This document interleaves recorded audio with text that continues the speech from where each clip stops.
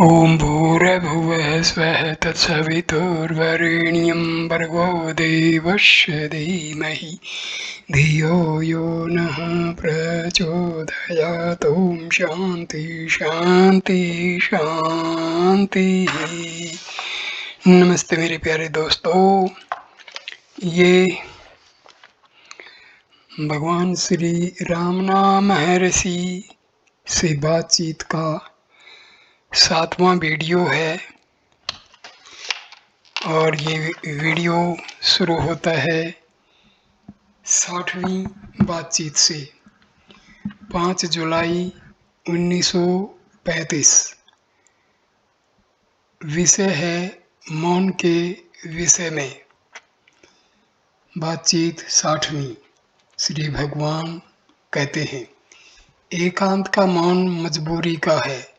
समाज में रहकर वाणी पर संयम रखना मौन के तुल्य है।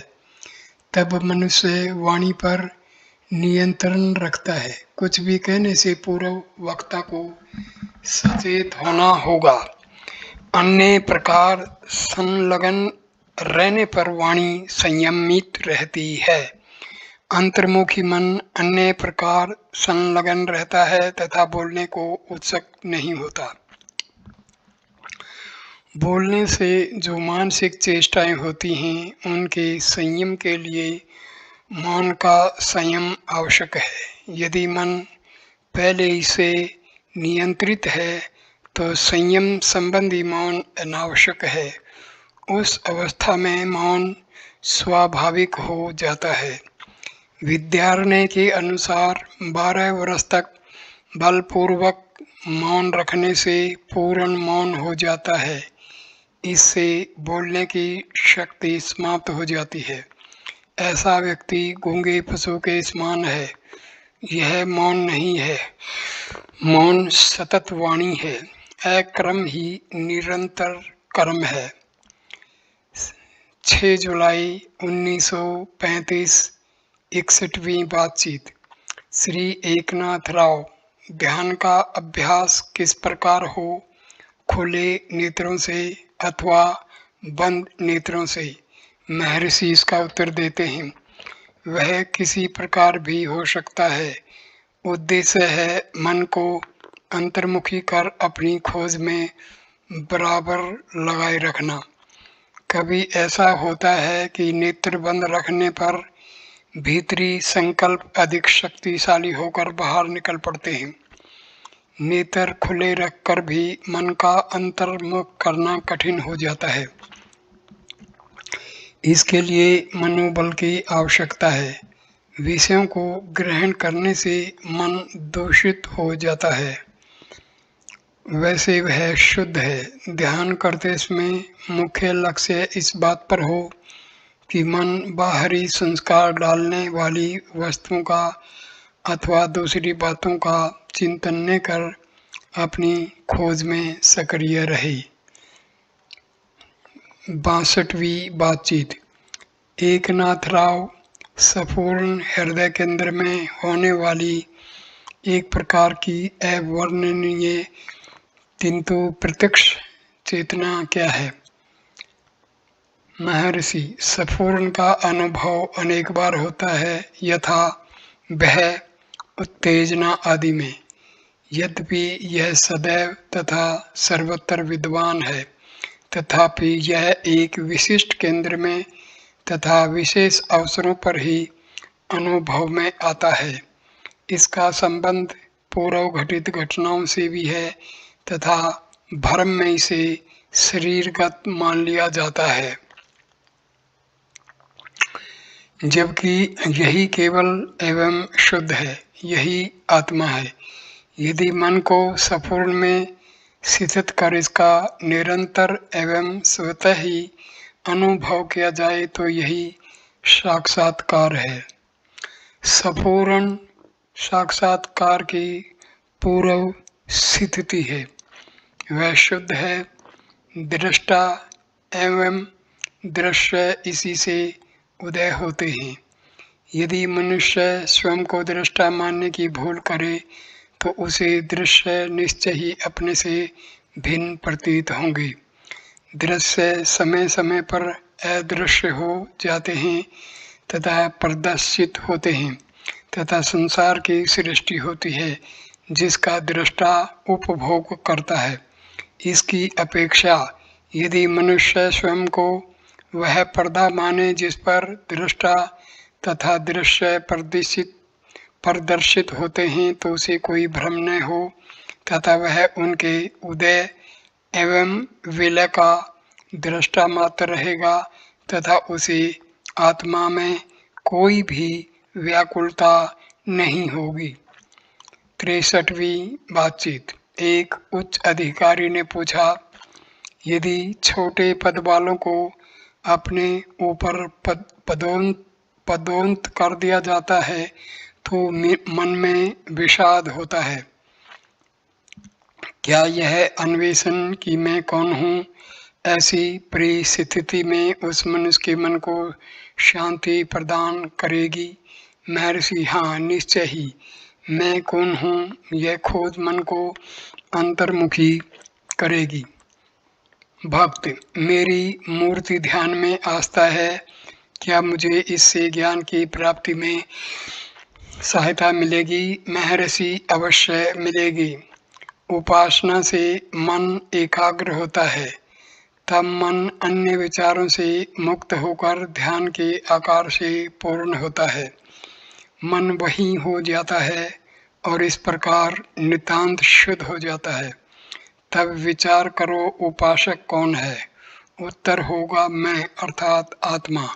और इस प्रकार अंततो गत्वा आत्मपद की प्राप्ति हो जाती है।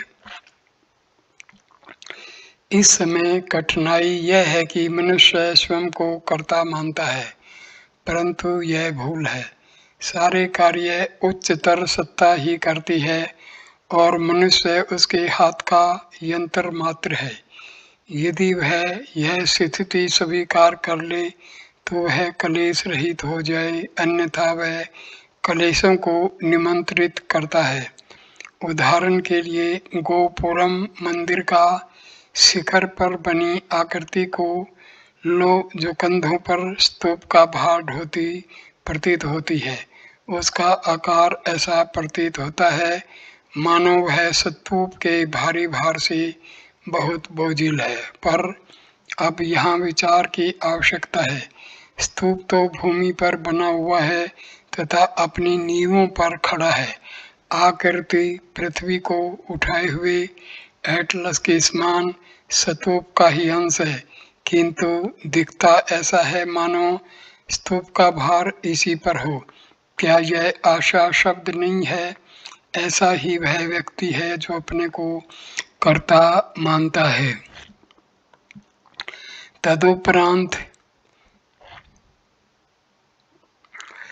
उल्लाडू नरपाडू के मलयालम संस्करण का पाठ एक भक्त ने प्रश्नकर्ता के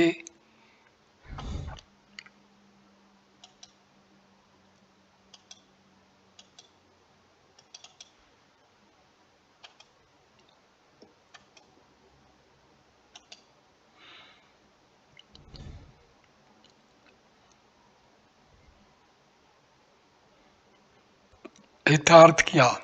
इसे सुनकर उसने पुनः प्रश्न किया, अभ्यास में द्वैत तथा अंततः एकत्व के संदर्भ में कुछ कहें। महर्षि, कुछ लोगों का अनुमान है कि साधना का आरंभ द्वैत भाव से करना आवश्यक है। यह उसी संदर्भ में है। वे कहते हैं कि ईश्वर है जिसकी पूजा एवं आराधना मनुष्य को करना परम आवश्यक है। अंततो गत्वा जीव का ईश्वर में विलय हो जाता है। कुछ लोगों का मत है कि ब्रह्म तथा जीव सदैव पृथक हैं तथा एक दूसरे में कभी विलय नहीं होते। अंततः क्या होगा इसकी हमें अभी चिंता नहीं करनी चाहिए। इसमें सभी एकमत हैं कि जीव की सत्ता है, मानव को यही उचित है कि वह जीव को खोजे, अर्थात स्वयं की आत्मा को खोजे। तभी हम यह जान सकेंगे कि क्या आत्मा को ब्रह्म में विलीन होना है, उसका एक अंश है, अथवा उससे भिन्न रहती है। पहले से ही अंतिम निष्कर्ष की कल्पना न करें। खुले मन से आंतर में डुबकी लगाकर आत्म पद की प्राप्ति करना चाहिए। तुमको सत्य स्वयं ही प्रकाशित होगा। पहले से ही क्यों निश्चय करते हो कि पूर्ण अवस्था अद्वैत है, अर्थात विशिष्ट अद्वैत अथवा अद्वैत।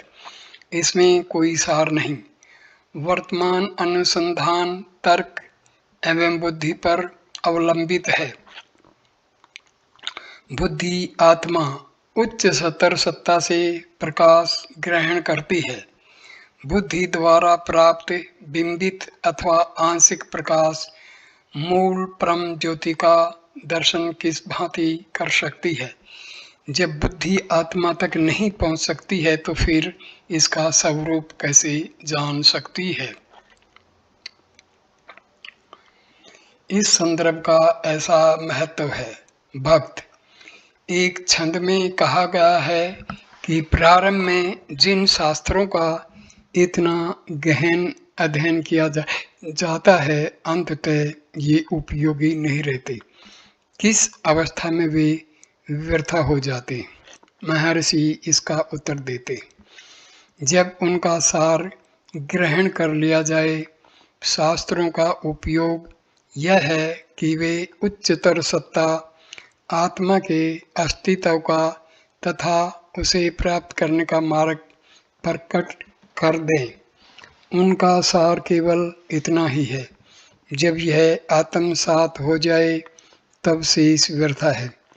किंतु शास्त्र बहुत बड़े ग्रंथ हैं तथा साधक के विकास के अनुकूल अंशतः उपयोगी हैं। ज्यों-ज्यों साधक विकास को प्राप्त होता है, पूर्व में उपयोग किए गए अंशों को आरोहण कर ली गई सीढ़ियों के समान पाता है तथा इस प्रकार चढ़ी जा चुकी सीढ़ियां पूर्ण सफलता की स्थिति तक कर्मानुसार पूर्व पक्ष बनकर रह जाती हैं। लक्ष्य प्राप्ति के उपरांत केवल वही रह जाता है, से सब वृथा हो जाता है। इस प्रकार शास्त्र व्यर्थ हो जाते हैं। हम कितना अधिक पढ़ते हैं, क्या उन सब को जो हमने पढ़ा है हम स्मरण रख पाते हैं? पर क्या हम उसके सारांश को भूल जाते हैं? मन सार को पचा लेता है, शेष भुला देता है। शास्त्रों के साथ भी ऐसा ही है। वास्तविकता यह है कि मानव स्वयं को सीमित मानकर ही कष्ट उत्पन्न कर लेता है। यही भूल है। वह स्वयं ही इसको देख सकता है। सुषुप्ति में कोई संसार नहीं था, न एम भाव सीमित आत्मा था और न कष्ट था। उस आनंद युक्त स्थिति से कोई वस्तु जाकर कहती है, मैं उस अहम भाव को संसार भाषित होने लगता है।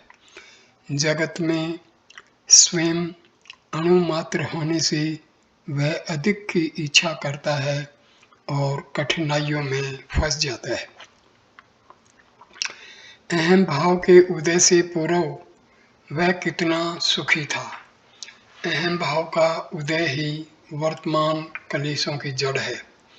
यदि वह अहम भाव के मूल की खोज कर ले तो वह उस अवस्था में पहुंच जाएगा जहां असीम आनंद है और है निद्राहीन निद्रा। आत्मा सदैव वहीं रहती है तथा अभी और यहीं है। इससे अधिक कुछ भी प्राप्त नहीं करना है, क्योंकि हमने भूल से अपने को सीमित बना दिया है। हमें उनसे परे जाना होगा, उस सीमा को पार करना होगा। यह स्थिति उन 10 मूर्खों जैसी है जिन्होंने नदी को तैरकर पार किया तथा दूसरे तट पर पहुंचने के बाद गिनने पर स्वयं को नो ही पाया। अज्ञात दशम व्यक्ति के खो जाने से भी चिंतित तथा दुखी हो गए। समीप से गुजरते अन्य यात्री ने उनके दुख का कारण जानकर उन्हें गिनकर पूरे 10 पाया, किंतु उनमें से प्रत्येक ने स्वयं को छोड़कर बाकी सबको गिन लिया था। यात्री ने क्रमशः प्रत्येक को एक एक मौका मारा और उनसे मुक्के की गिनती करने को कहा। उन्होंने 10 तक की गिनती गिनी और संतुष्ट हो गए। यहाँ बोध यह है कि 10वां व्यक्ति नया नहीं आया, वह तो बराबर वहीं पर था, पर अज्ञानवश वे सब शोकग्रस्त हो रहे थे। एक और कथा है। एक स्त्री ने अपने गले में हार पहन रखा था, किंतु उसे भूल गई। वह उसे तलाश करने लगी और पूछताछ करने लगी।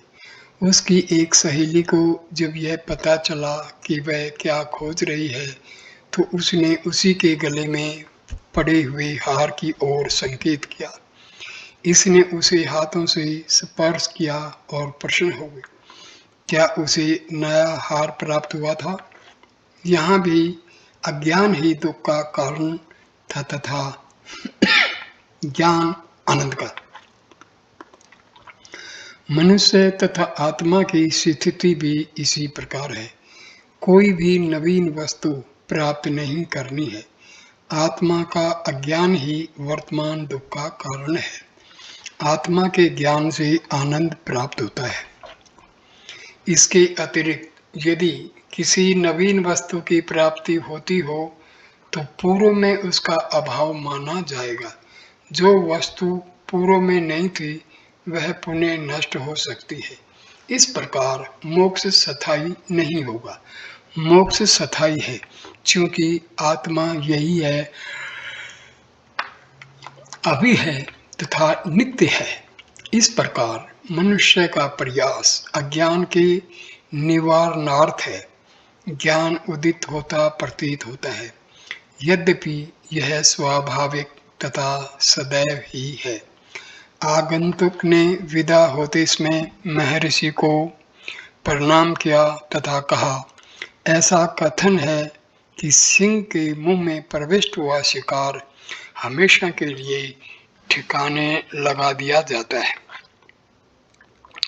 वक्ता का अभिप्राय मैं कौन हूँ कि एक छंद से था, जिसमें कहा गया है कि गुरु की कृपा दृष्टि में प्रवेश पाने के उपरांत शिष्य कभी भी पुण्य संसार में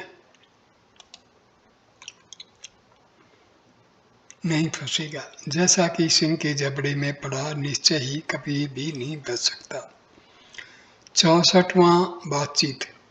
श्री भगवान को किसी की मृत्यु की सूचना दी गई। महर्षि ने कहा, ठीक हुआ। वास्तव में मृत व्यक्ति ही सुखी हैं।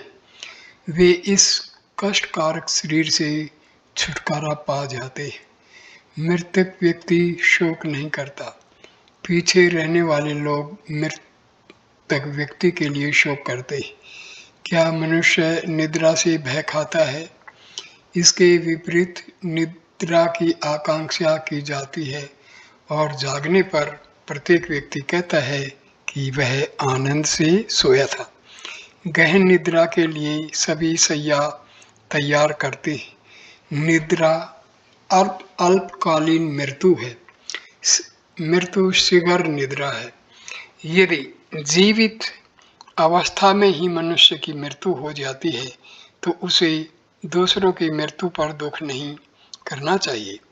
मनुष्य का अस्तित्व देह सहित अथवा देह रहित स्वयं सिद्ध है, जैसे जागृति, स्वप्न तथा सुप्ति में। तब फिर कोई शारीरिक बंधनों को बनाए रखने का मोह क्यों करे? मनुष्य मृत्यु रहित आत्मा को खोजने फिरते त्याग कर भी अमर व आनंद युक्त रहे। 13 जुलाई 1935। 65वीं बातचीत। एक यात्री। आत्मज्ञान के पश्चात भी क्या जगत भाषित होता है? महर्षि। यह प्रश्न किसने किया है? यह प्रश्न ज्ञानी ने किया है अथवा अज्ञानी ने? भक्त। अज्ञानी ने। महर्षि। यह अनुभूति करो कि प्रश्न किसको उठता है। संदेह करने वाले का पता लगने के बाद भी यदि प्रश्न उठे तो इसका उत्तर दिया जा सकता है। क्या जगत अथवा देह कह सकते हैं कि वह है, अथवा देखने वाला कहता है कि जगत अथवा शरीर है? दृश्य को देखने के लिए दृष्टा होना चाहिए।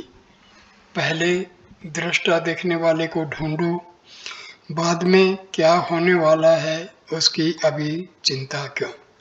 श्री भगवान ने फिर कहा, क्या इससे कोई अंतर पड़ता है कि जगत भाषित होता है अथवा भाषित नहीं होता है?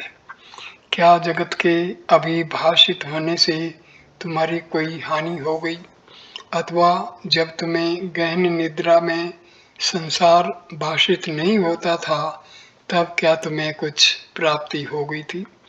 संसार भाषित होता है अथवा भाषित नहीं होता, इसका कोई महत्व नहीं है। अज्ञानी पुरुष ज्ञानी को कर्मरत देखकर भ्रमित हो जाता है। जगत दोनों को भासता है, किंतु उनका दृष्टिकोण भिन्न है। चित्रपट का उदाहरण लो। पट पर चित्र चलते रहते हैं, जाकर उन्हें पकड़ो। तुमने क्या पकड़ा? केवल पर्दा। चित्रों को समाप्त हो जाने दो, तब क्या बचता है? फिर वही पर्दा। यहाँ भी ऐसा ही है। जबकि जगत भाषित हो रहा है, यह देखो कि जगत किसे भाषित हो रहा है। मैं के आधार को पकड़ लो। आधार को पकड़ लेने के पश्चात जगत भाषित होता है अथवा नहीं, इससे क्या अंतर पड़ता है? अज्ञानी जगत को सत्य मानता है, जबकि ज्ञानी इसे केवल आत्मा की अभिव्यक्ति मानता है। आत्मा अपने को व्यक्त करती है अथवा नहीं, इसका कोई महत्व नहीं है। 15 जुलाई 1935। 66वीं बातचीत। आश्रम में एक पत्र आया था जिसमें स्मृति, निद्रा तथा मृत्यु से संबंधित कुछ विद्वतापूर्ण प्रश्न पूछे गए थे। पहले देखने में प्रश्न तर्कयुक्त प्रतीत हुए, किंतु उत्तर देने में कठिन लगे। किंतु महर्षि के समक्ष उस विषय को रखने पर उन्होंने बहुत ही सुंदर ढंग से उलझन को सुलझाकर बताया कि सत्य में को असत में से पृथक न करने से ही यह सब भ्रम उत्पन्न हुआ है। विशेषण तथा वृत्तियां असत में की हैं, सत्य में की नहीं। मनुष्य के प्रयास का उद्देश्य अपने अज्ञान का निवारण ही है। बाद में वे समाप्त हो जाते हैं और वास्तविक आत्म सत्ता वहाँ सदैव ही रहती है। आत्म भाव से रहने के लिए किसी प्रयास की आवश्यकता नहीं। 21 जुलाई 1935। 67वीं बातचीत। एक यात्री। दक्षिण रेलवे के श्री KSN अय्यर ने कहा, मेरे ध्यान में तनिक सा विश्रांति स्थल आता है जब मैं अपने आप से प्रश्न करता हूँ, मैं कौन हूँ? तो मेरा तर्क इस प्रकार चलता है। मैं अपने हाथ को देखता हूँ, इसे कौन देखता है? मेरी आँख। आँख को किस प्रकार देखूं? एक शीशे में। इस प्रकार स्वयं को देखने के लिए भी शीशा स्वयं ही होना चाहिए। मेरा प्रश्न है, मुझ में शीशे का स्थान कौन उपलब्ध कराएगा?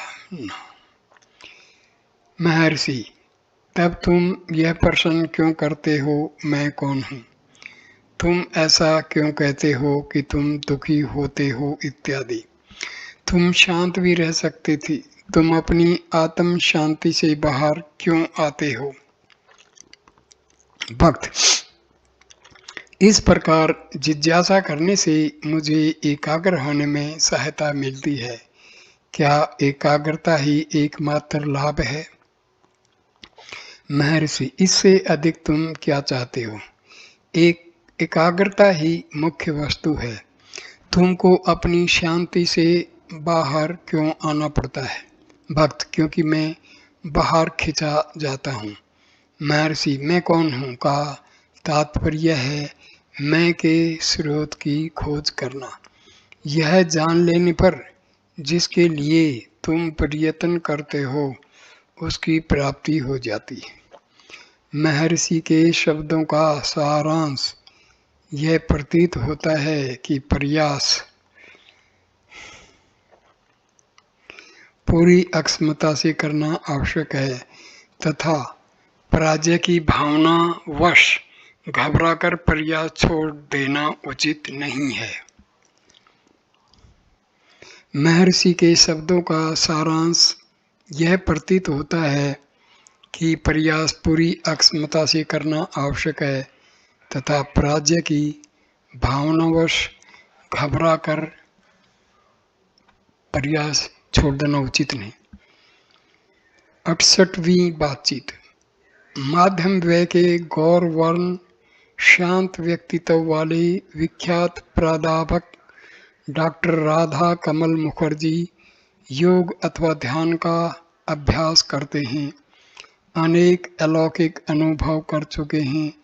महर्षि से उन रहस्यों का समाधान कराना चाहते हैं।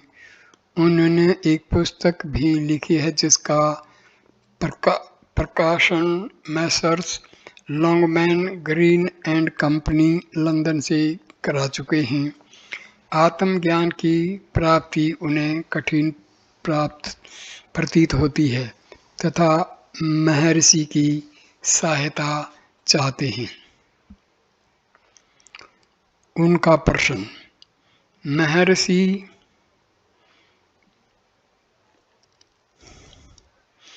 उपनिषद में वर्णित ध्यान की पद्धति अब लुप्त हो चुकी है। बंगाल के एक महान संत ने मुझे यह पद्धति समझाई। अनेक वर्षों के संयम तथा अभ्यास के बाद मुझे कुछ रहस्यमय अनुभव होने लगे। कभी मुझे ऐसा आभास होता है कि भूमा परम चैतन्य अनंत है तथा मैं सीमित चेतन हूँ। क्या यह सब सही है? महर्षि, केवल भूमा पूर्णता की ही सत्ता है। वह अनंत है। उसी में से सीमित चेतन उपाधि सहित उदय होता है। यह आभास अथवा बिंब है। इस व्यक्तिगत चेतन को परम चैतन्य में विलीन कर दो, बस यही करना है। प्रश्न। भूमा परम चैतन्य का विशेषण है। महर्षि, भूमा ही सर्वोपरि है। यत्र नान्यत् पश्यति यत्र नान्यत् शृणोति स भूमा। जहाँ उसे कोई दूसरा प्रतीत नहीं होता, सुनता कुछ नहीं, वही पूर्णता है। इसकी परिभाषा तथा वर्णन नहीं हो सकता। यह यथावत है। भक्त, एक अपरिमितता का अनुभव होता है। कदाचित यह भूमा से तनिक नीचे किंतु उसके निकट है। क्या मैं सही हूँ? महर्षि, केवल भूमा ही है, अन्य कुछ भी नहीं। यह सारा कथन तो मन का है। भक्त, मन से परे जाने पर ही मुझे इस विशालता की अनुभूति होती है। महर्षि हाँ हाँ। प्रोफेसर महाशय ने उनसे तनिक आगे बैठी महिला को इसका भाव हिंदी में समझाया। महिला, ध्यान तथा विक्षेप में क्या अंतर है? महर्षि, कोई अंतर नहीं।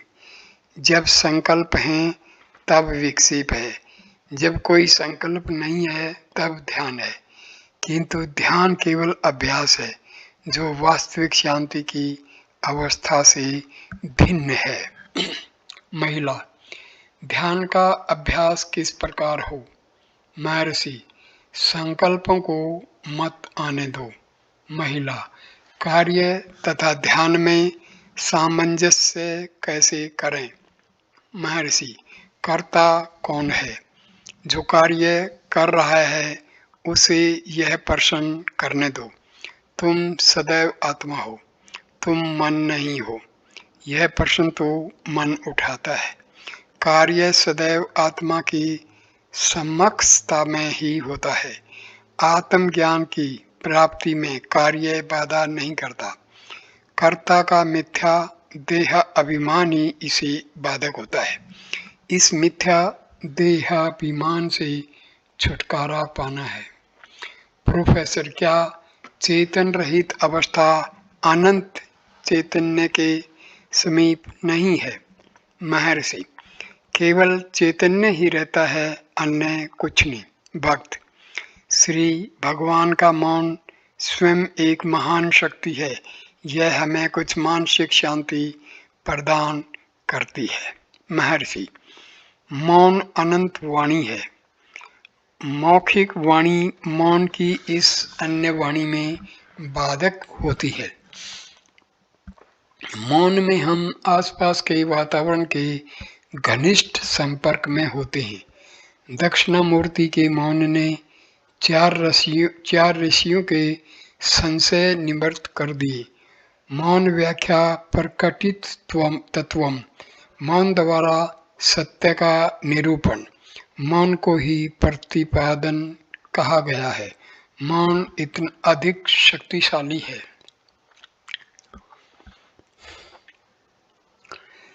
बात कहने के लिए वाणी के अंगों की आवश्यकता होती है, जो वाणी से पहले की वस्तु है, किंतु अन्य वाणी विचारों से भी परे होती है। संक्षेप में यह अनुभवातीत वाणी है अथवा मौन शब्द परावाक। भक्त, क्या साक्षात्कार में ज्ञान होता है? महर्षि, ज्ञान का अभाव निद्रा है। साक्षात्कार में ज्ञान होता है, किंतु यह ज्ञान सामान्य ज्ञान दृश्य के संबंध से भिन्न है। यह पूर्ण ज्ञान है। ज्ञान के दो अर्थ हैं। पहला, वाच्यार्थ वृत्ति बराबर है शब्दार्थ। दूसरा, लक्ष्यार्थ बराबर है ज्ञान के, ये बराबर है आत्मा के, बराबर है स्वरूप के, और अंत में बराबर है द्वितीय महत्व का। भक्त, वृत्ति से ज्ञान का दर्शन होता है। महर्षि, सही है, पर साधक भ्रमवश वृत्ति को भी ज्ञान समझ लेता है। वृत्ति मन का एक प्रकार है। तुम मन नहीं हो, तुम मन से अतीत हो। महिला, कभी कभी ब्रह्माकार वृत्ति में रहने की अनिवार्य इच्छा होती है। महर्षि, यह अच्छा है, इस पर और भी अधिक ध्यान देना चाहिए। जब तक कि यह सहज न हो जाए, तब यह स्वरूप की सर्वोच्च सीमा को प्राप्त करेगी। बाद में महर्षि ने कहा, वृत्ति को प्राय भूल से चैतन्य मान लिया जाता है। वृत्ति दृश्य मात्र है तथा आभास के अक्षेत्र में कार्य करती है। यथार्थ ज्ञान सापेक्ष ज्ञान एवं अज्ञान से परे है। यह वृत्ति के रूप में नहीं है, इसमें दृष्टा दृश्य नहीं है। वृत्ति राजसिक मन से उत्पन्न होती है, सात्विक मन इससे मुक्त है। सात्विक राजसिक का साक्षी है। वास्तव में यही वास्तविक चैतन्य है। फिर भी इसे सात्विक मन कहा जाता है क्योंकि साक्षी होने का ज्ञान आभास का ही कार्य है। मन आभास है, ऐसा ज्ञान मन से ही साध्य है, किंतु मन स्वयं में गतिशील नहीं, अतः इसे सात्विक मन कहा गया है। यह जीवन मुक्त की अवस्था है। ऐसा भी कहा गया है कि जीवन मुक्त का मन मृतक है। क्या इसमें विरोधाभास नहीं कि जीवन मुक्त के मन तो है किंतु वह मृतक हो। अन्य भिज्ञ जन से तर्क करते इसमें यह स्वीकार करना ही पड़ता है। यह भी कहते हैं कि ब्रह्म जीवन मुक्त का मन ही है। ऐसे व्यक्ति को ब्रह्मविद कैसे कहा जा सकता है? ब्रह्म कभी जानने की वस्तु थोड़े ही हो सकती है, किंतु यह सामान्य वार्तालाप के अनुसार है।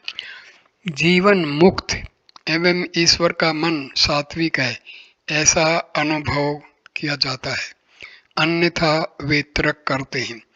जीवन मुक्त कैसे जीवित रहता है तथा कार्य करता है? तर्क के समक्ष रियायतन सात्विक मन को स्वीकार करना ही पड़ता है। यथार्थ में सात्विक मन पूर्ण चैतन्य है। अंततः दृश्य तथा दृष्टा आपस में विलीन हो जाते हैं तथा केवल पूर्ण चैतन्य सर्वोपरि व्याप्त रहता है। यह अज्ञान अथवा शून्य की स्थिति नहीं है, यह तो स्वरूप ही है। ऐसा भी कहते हैं कि मन का उदय चैतन्य से होता है और फिर आभास होता है। अन्य लोगों का मत है कि पहले आभास का उदय होता है और फिर मन का उदय होता है। वास्तव में दोनों एक ही समय में होते हैं। प्रोफेसर ने महर्षि से उनके अनुग्रह प्राप्ति के लिए प्रार्थना की, यद्यपि उन्हें शीघ्र ही 1 सहस्र मील दूर चले जाना है। महर्षि ने कहा, देश तथा काल मन की धारणा है, परंतु स्वरूप वास्तविक आत्मा मन देश तथा काल से परे है। आत्मा में दूरी नहीं होती। प्रोफेसर महाशय के साथ आई महिला घर वापस जाने व महर्षि का सामीप्य त्यागने को अत्यधिक अनिच्छुक थी। महर्षि ने कहा, अपने को सदैव ही मेरे समीप समझो, इससे तुमको समाधान रहेगा। संध्या बीतने पर उन्हें विदा ली।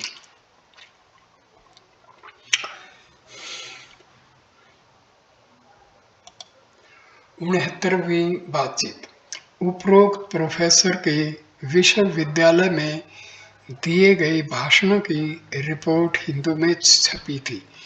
प्राध्यापक ने परिवार नियोजन की आवश्यकता पर बल देते हुए मानव को अपने उत्तरदायित्व को अनुभव करने की अनेक संभावनाओं की आवश्यकता पर विचार किया था, जिससे कि संतति निरोध सत्य ही हो जाए। यह सुनकर महर्षि ने सामान्य भाव से कहा, उन्हें मरण की विधि जाननी चाहिए। यहाँ अहंकार देह भाव की मृत्यु से अभिप्राय है। 24 जुलाई 1935। 70वीं बातचीत। श्री राजू शास्त्री गल ने महर्षि से नाद, बिंदु तथा कला के विषय में पूछा। महर्षि, वेदांत की शब्दावली में ये प्राण, मन तथा बुद्धि है। तंत्र शास्त्रानुसार नाद तेजस युक्त सूक्ष्म स्वर है। यह प्रकाश तेजस शिव की देह कही जाती है। जब इसका विकास होता है और स्वर निमग्न हो जाता है तो यह बिंदु हो जाता है। प्रकाश में तेजो में होना ही लक्ष्य है। कला बिंदु का एक अंश है।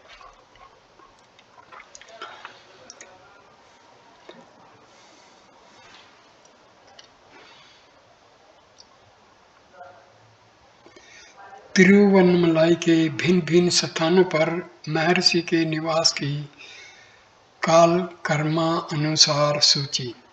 1896 तिरुवन्नमलाई में आगमन तथा मंदिर के भवन में वृक्ष के नीचे, भूमि के नीचे की गुफा के भीतरी भाग में, पाताल लिंगम में तथा यदा कदा गोपुरम आदि में। 1897 के प्रारंभ में गुरु मूर्त में ले जाए गए, मंदिर में तथा समीप के आम्रकुंज में रहे 18 मास तक। सितंबर 1898 पावल कुंडरू में। फरवरी 1899 पर्वत पर गुफाओं में, आम्र वृक्ष गुफा एवं विरूपाक्ष गुफा। 1905 पच्चियम्मन कोयल में प्लेग की महामारी के अवसर पर 6 माह व्यतीत किए, पुणे पर्वत पर। 1908 जनवरी, फरवरी तथा मार्च में पचियम्मन कोयल में, पुणे पर्वत पर। 1916 सकंदाश्रम। 1922 पर्वत के दक्षिण के ढाल पर रमणाश्रम स्थान पर। 25 सितंबर 1935 72वीं बातचीत। श्री KSN अय्यर के एक रेलवे अधिकारी ने जप के संबंध में प्रश्न किया। महर्षि ने उत्तर दिया, उच्चारण और तब स्मरण एवं बाद में ध्यान कर्मानुसार अवस्थाएं हैं जिनकी अंततो गत्वा अनैच्छिक एवं सतत जाप में समाप्ति होती है। उस प्रकार का जप करता आत्मा है। सब प्रकार के जपों में मैं कौन हूँ सर्वश्रेष्ठ है। 27 सितंबर 1935 73वीं बातचीत। श्री एकनाथ राव इंजीनियर ने प्रश्न किया, गुरु का आशीर्वाद न सही पर यदि उनसे प्रोत्साहन भी न मिले तो उस नैराश्य के बारे में क्या। महर्षि का उत्तर, यह केवल अज्ञान ही है। यह खोज आवश्यक है कि निराशा आदि किसे हुई है। सुषुप्ति के पश्चात उत्पन्न अहम भाव का भूत ही ऐसे संकल्पों का शिकार बनता है। गाढ़ निद्रा में उस व्यक्ति को यह सब व्यथित नहीं करता। जब जागृत अवस्था में इससे कौन दुखी हुआ, सुषुप्ति की अवस्था में ही सहज अवस्था के समान है। उसको यही खोजना एवं जानना होगा। भक्त परंतु बिना प्रोत्साहन के उत्साह नहीं होता। महर्षि, क्या ध्यान करते समय व्यक्ति को किसी प्रकार की शांति का अनुभव नहीं होता? यही प्रगति का चिन्ह है। निरंतर अभ्यास द्वारा यह शांति अधिक गहन तथा अधिक दीर्घकालीन होती जाएगी। इससे लक्ष्य की प्राप्ति भी होगी। श्रीमद् भगवत गीता के 4th अध्याय की अंतिम श्लोकों में गुणातीत का वर्णन है। यही अंतिम अवस्था है। इससे पूर्व की अवस्थाएं अशुद्ध सत्व, मिश्रित सत्व तथा शुद्ध सत्व हैं। इनमें से जब राजस एवं तामस दबा देते हैं तब अशुद्ध तत्व हैं, सत्व हैं। मिश्रित सत्व अवस्था में सत्व यदा कदा प्रकाशित होता रहता है तथा शुद्ध सत्व राजस तथा तामस को दबा देता है। इन कर्मानुगत अवस्थाओं के बाद गुणातीत अवस्था का प्रादुर्भाव होता है। 74वीं बातचीत। इंजीनियर श्री फ्राइडमैन अपने एक पत्र में लिखते हैं, महर्षि सदा ही मेरे साथ हैं, चाहे मैं उनका स्मरण करूं अथवा मैं उनका स्मरण न करूं, अन्यथा मैं कैसे जीवित हूं। 75वीं बातचीत। श्री ग्रांट डफ, जो इससे पूर्व किसी विदेशी दूतावास में थे, लिखते हैं, महर्षि को मेरा सादर प्रणाम कहें। वे मेरे विचारों में मेरे प्रश्नों के उत्तर के रूप में ही नहीं अपितु उपस्थिति के रूप में भी प्रतीत होते हैं।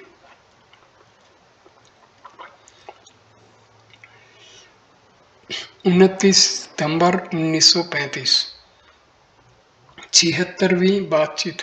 श्री के.एस.एन. अय्यर ने कहा कि मेरी समझ में नहीं आता कि आध्यात्मिक जीवन तथा सांसारिक कार्यकलापों में कैसे सामंजस्य स्थापित हो सकता है।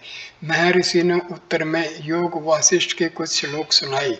मूल ग्रंथों में लाखों छंद बताए जाते हैं, जिनमें से अब मूल संस्कृत में केवल 32,000 श्लोक मिलते हैं। इनका भी 6,000 श्लोकों में संक्षिप्तीकरण कर लिया गया है, जिसे लघु वासिष्ठ कहते हैं।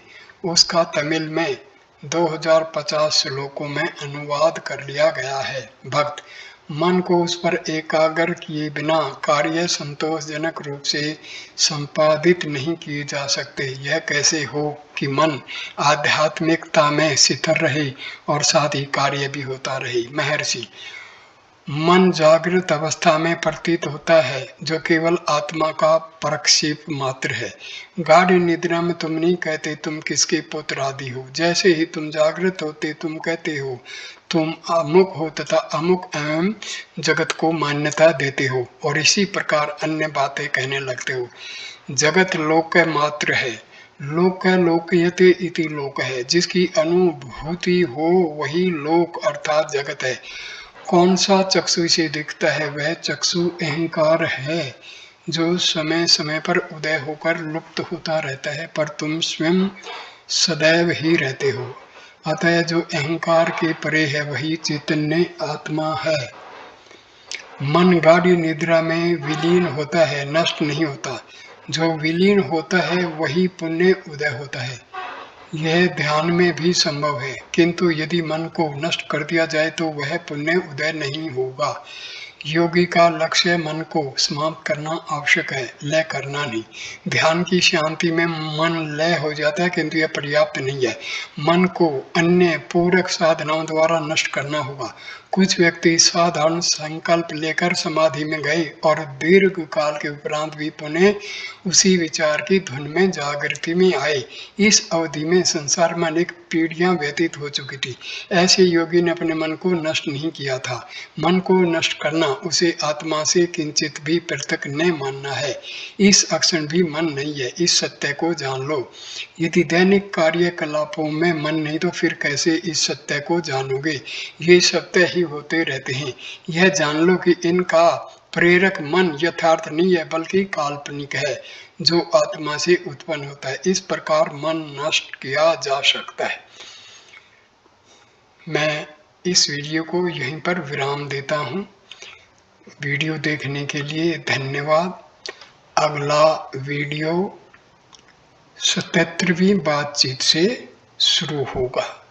नमस्ते मेरे प्यारे दोस्तों, नमस्कार।